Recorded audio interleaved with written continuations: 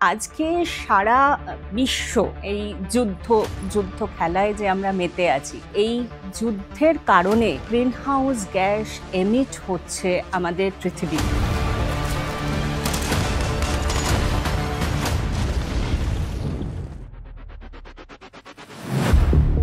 Air pollution যখন বেড়ে যাচ্ছে, সেখানে কিন্তু মানুষের স্মৃতিশক্তি হারাচ্ছে।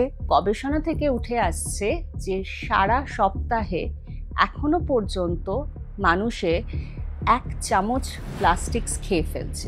1 মিনিটে মানে প্লাস্টিকের যে জলের বটলস, সেটা 2 লক্ষ আমরা কিনছি। এই মাটির ক্ষয়টাকে আমাকে রোধ করতে হবে।